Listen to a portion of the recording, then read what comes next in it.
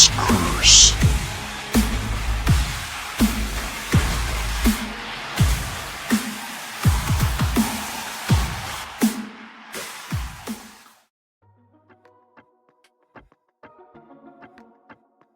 Once, in a realm shrouded in mystery, there lay a city known as Nikon Etia, ruled by the formidable and enigmatic King Fiacom. His reign brought foreboding tranquility to the city, shadowed by an unspoken dread. King Fiacom had a daughter, the hauntingly beautiful Princess Ikam, whom he cherished with an almost obsessive protectiveness.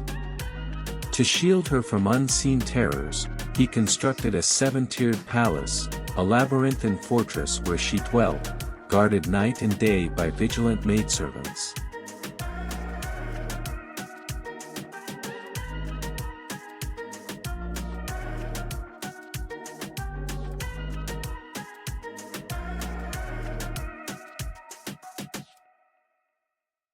In a distant, equally mysterious city called Muing Fa Fong, there reigned Prince Tao Fa Dang, whose own heart had been ensnared by tales of Princess Ikam's ethereal beauty.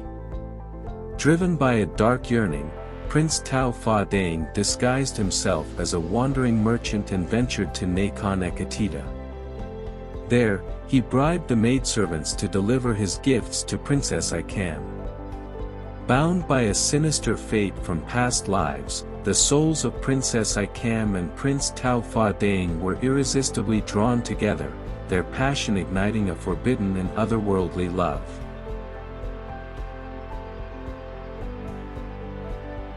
Before departing to arrange a spectral bridal procession, Prince Tao Fa Dang and Princess Ikam shared a sorrowful and tormenting farewell. As the days drifted into the 6th month, the ancient Bun Bang Phai festival of Nikon Etia approached, a ritual steeped in ages-old tradition to honor the mysterious Phaya Thane. King Fiacom proclaimed to the surrounding towns that this year's festival would serve as a necessary competition to find a suitable son-in-law. He invited princes from far and wide to create and launch rockets, decreeing that the victor would marry Princess Ikam. The announcement spread like a chilling whisper through the land, and many towns, including Fa Dade Song Yang, Changhaian, and Changthong, sent their rockets to compete. Even the Naga king, King Fanki, from the depths of the underworld, driven by a dark curiosity, transformed into a ghostly albino squirrel to witness the haunting beauty of Princess Ikam on the day of the festival. On the fateful day of the competition, Prince Tao Fa Dang's rocket failed to launch, emitting a disappointing black smoke that lingered for 3 days and nights before shattering into pieces, extinguishing his last hopes. Meanwhile, the albino squirrel, with its eerie bell, danced and climbed around the trees near Princess Ikam's palace. The princess, captivated by its otherworldly presence, desired to possess it. When her efforts to capture the creature failed, she ordered a hunter to kill it. The hunter's arrow struck true, and as the squirrel lay dying, it whispered a curse.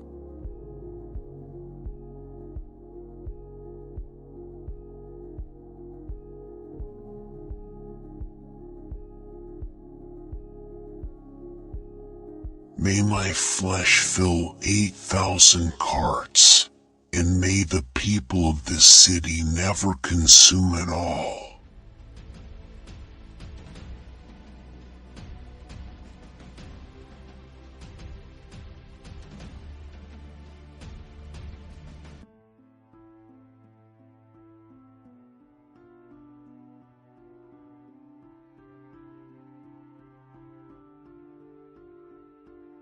The squirrel's body grotesquely expanded, causing the townspeople to carve its flesh in a frantic, almost ritualistic manner, distributing it as divine food, except to the widows, who were ostracized and received none.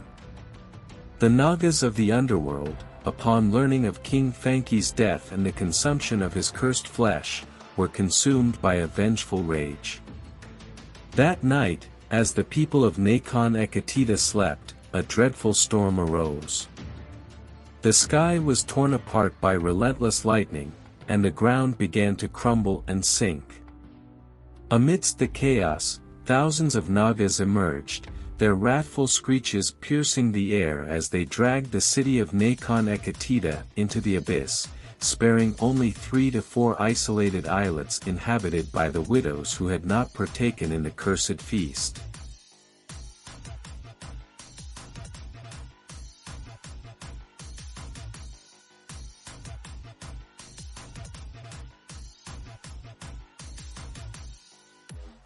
In the ensuing pandemonium, Prince Tao Fa Dang seized the chance to flee on horseback, taking Princess Ikam with him. Despite their desperate flight, the ground beneath them gave way to the relentless pursuit of the Nagas, ultimately engulfing Prince Tao Fa Dang, Princess Ikam, and their loyal horse, Bok Sum, into the depths of the earth.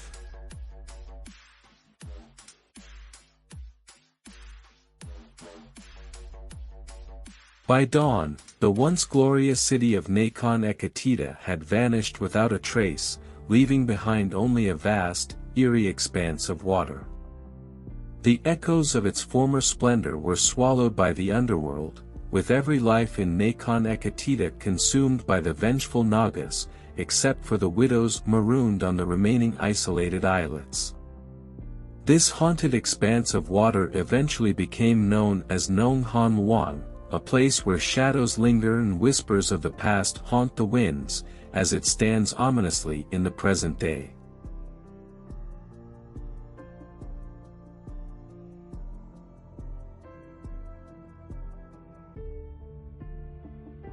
What are Naga?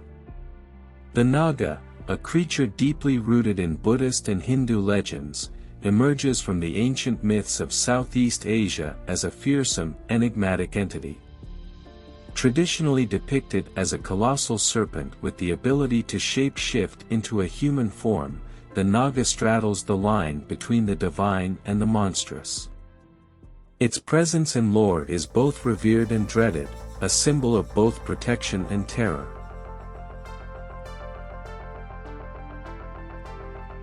Historical context and mythology. In Buddhist teachings, Nagas are often protectors of the Buddha and his teachings, residing in the depths of rivers and lakes or beneath the earth. They are considered guardians of treasures and the natural world. In Hinduism, Nagas are semi-divine beings who inhabit the netherworld, Patala, and are associated with water and fertility. Their king, Shisha, serves as the bed of Lord Vishnu, while Vasuki is known for his role in the churning of the ocean to obtain the nectar of immortality.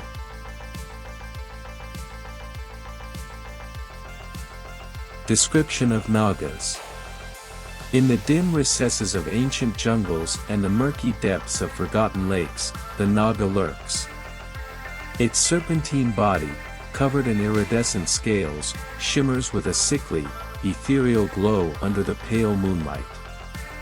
When it emerges from the water, the air thickens with a palpable sense of dread. The creature's eyes, cold and unblinking, glow like twin orbs of phosphorescent green, piercing the darkness and instilling a primal fear in those who meet its gaze. As a shapeshifter, the Naga can assume a deceptively human guise. However, even in this form, it retains an unsettling presence. Its skin appears almost too smooth, its movements eerily fluid, as if bones and joints were but an illusion. Legends say that those who encounter a Naga in its human form are often hypnotized by its otherworldly beauty, only to be ensnared by the menace lurking beneath.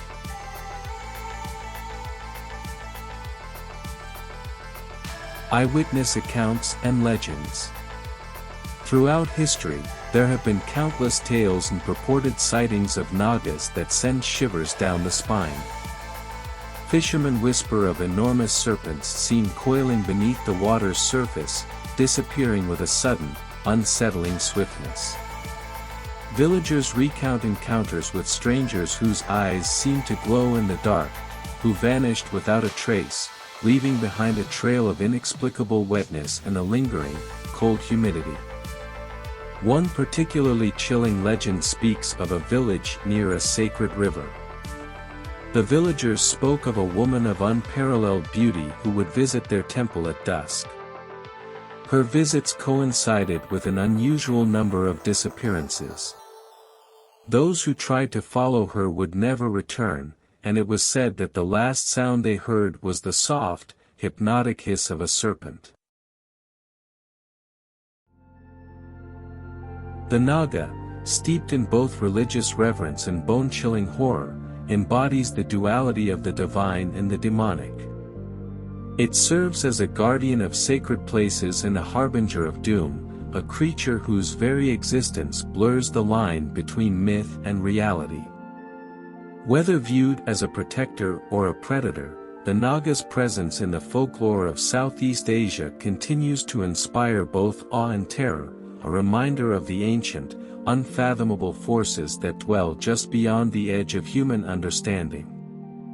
I wonder if there are any connections between the Naga, reptilian aliens and legends of aquatic kingdoms. Are they all the same thing perhaps? What connections and ideas do you have? Please leave your thoughts in the comments section and perhaps it gives me a new direction to investigate. This is Highlights. In this playlist series I will share legends, moments, the names and testimonies of supernatural experts, and shows or investigations I subscribe to for building up knowledge or stimulating my mind to fathom everything we might not be fully aware of.